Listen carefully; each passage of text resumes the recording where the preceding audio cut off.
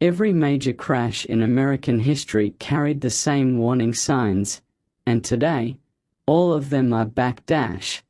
The last time we saw this combination, families lost homes, banks collapsed, and the world changed forever. And yet, almost nobody is talking about what 2026 is quietly becoming. Economic disasters never begin with explosions. They begin with silence, small cracks forming underneath a system that looks perfectly stable from the outside. In 1928, Americans believed the good times would last forever. In 2007, they felt the same way. And today, in 2024 and 2025, history is whispering the same warning again. Crashes don't happen when people are scared. They happen when people feel invincible. And right now, America is swimming in the same overconfidence that preceded every major collapse. Debt has climbed to levels not seen in any peaceful era. Corporate debt, government debt, household debt, all rising faster than incomes. Households are using credit to survive inflation. Corporations are borrowing to stay alive, and Washington is printing money to delay consequences. Comparison wall. 2008 credit bubble. Small. 2025 bubble. Massive. Glowing red. Meanwhile, interest rates have risen at the fastest pace in American history, and financial pressure always snaps somewhere, silently at first. Small businesses, the backbone of America, are already failing at a rate not seen since the early months of the pandemic. Banks are tightening lending, credit is drying up, and in every major crash, that's when things begin to break. But the real danger isn't inside America, it's outside. China's property market has collapsed. Europe is stuck between energy crises.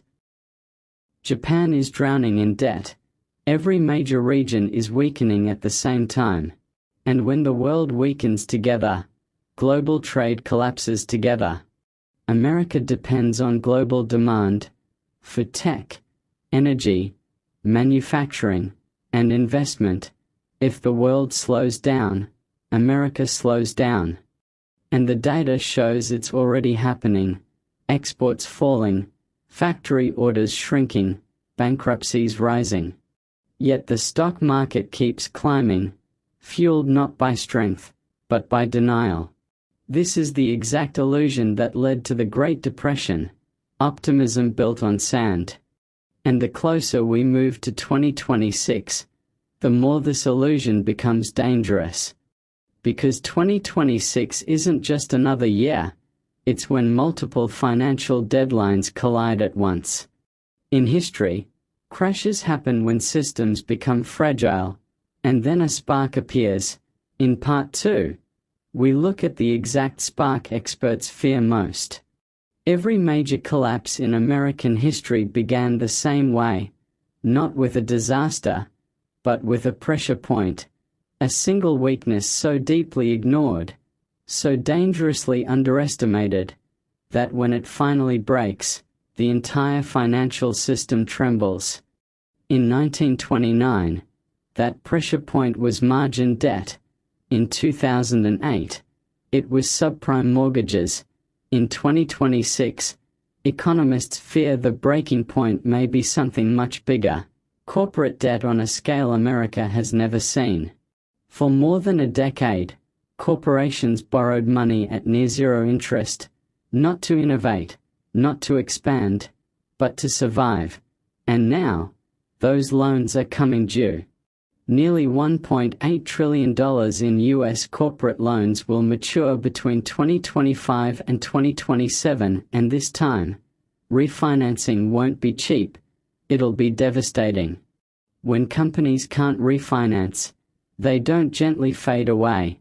They collapse, taking jobs, pensions, suppliers, and local economies with them. And the most dangerous part, Wall Street built an entire industry around these risky loans, packaging them, trading them, betting on them, exactly like 2008. But corporate debt isn't the only threat waiting to explode. The commercial real estate market, from office buildings to shopping malls, is facing its worst crisis in American history. Remote work has turned billions of dollars in office buildings into empty shells. And unlike the housing crash, nobody wants to buy them. Banks holding these buildings are already quietly panicking, marking down values, hiding losses, hoping the problem will magically disappear. But hope isn't a strategy, and losses this large don't stay hidden forever. When the truth finally surfaces, banks could freeze lending, the exact spark that triggered both the 1929 and 2008 collapses. And when banks stop lending, small businesses, the engine of America, begin to suffocate. But here's the part almost nobody sees coming. Consumer savings are vanishing at the fastest rate since the 1970s. Americans are running out of cash. When savings dry up, the economy becomes fragile, and when debt replaces savings, the economy becomes combustible. Combine falling savings, rising rates, collapsing commercial real estate, and massive corporate debt, and you get something terrifying: a multi-front financial storm. A storm that doesn't just reshape markets, it reshapes lives. Economists warn that 2026 to 2027 may be the first time since the Great Depression that multiple parts of the US system fail simultaneously. And when systems fail together, the crash doesn't just hit the wealthy, it hits everyone. Which brings us to the most dangerous risk of all: a psychological shift.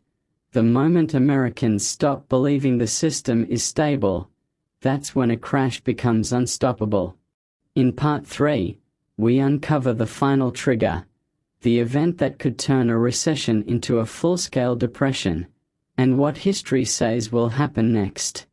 A recession is painful, but a depression is a collapse, and the difference between the two isn't measured by charts, it's measured by people.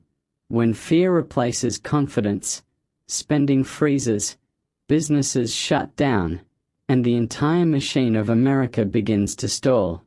Economists warn, if the cracks forming today all break open in 2026 to 2027, the shock may be too large for the old system to contain. That's when a recession becomes something deeper, something darker. It starts quietly with unemployment, not massive at first, just enough to shake consumer confidence. And when Americans panic, they stop spending. When they stop spending, businesses stop earning. When businesses stop earning, layoffs accelerate. This feedback loop is the same mechanism that drove the Great Depression, a spiral that feeds itself, tightening with every turn. But in 2026, the spiral could be even faster, because technology amplifies everything. Panic spreads in seconds. Markets react in milliseconds. Bank runs happen with a tap on a screen. Imagine millions of Americans rushing to withdraw money at the same time, not lining up outside banks like 1930.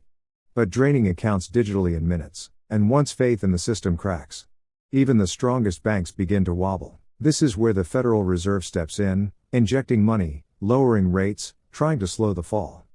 But in 2026, they may face a nightmare scenario: inflation that refuses to disappear. If the Fed prints money to rescue the economy while prices are still rising, they risk something America hasn't seen since the 1970s, runaway living costs. High inflation plus job losses plus debt crisis is the exact combination that pushed 1930s America into a full depression. And it could happen again, in a modern, accelerate. But the real horror appears when governments run out of tools. When interest rates are already low. When debt is already high. When printing money only fuels the fire. In that moment, the system stops responding. Bailouts don't work. Stimulus checks aren't enough. Safety nets tear open. Small towns collapse first, places where a single factory or employer holds up the entire local economy. When those employers fail, entire communities fall with them. But cities aren't immune. Tech layoffs. Retail bankruptcies. Office buildings turning into empty glass shells. What makes a depression truly destructive is not the fall, it's the time it takes to climb back. In the 1930s, recovery took a decade. Today, with global instability, it could take even longer. And then there's the psychological toll. When millions lose jobs, homes, savings, they lose trust. And a nation without trust cannot recover quick. Trust is the foundation of the American economy. Trust in banks. Trust in the dollar. Trust in the system. And a depression erodes all three. But history also offers hope. Every collapse reveals the flaws that must be fixed. The Great Depression led to safeguards that protected generations. The 2008 CR. So the question isn't whether America can survive another depression. The question is how much pain comes before we confront the truth, and how ready we are for the storm approaching 2026. The warning signs are here. The pressure points are forming. And the spark that turns a crisis into a disaster may already be in motion. The only question left is simple.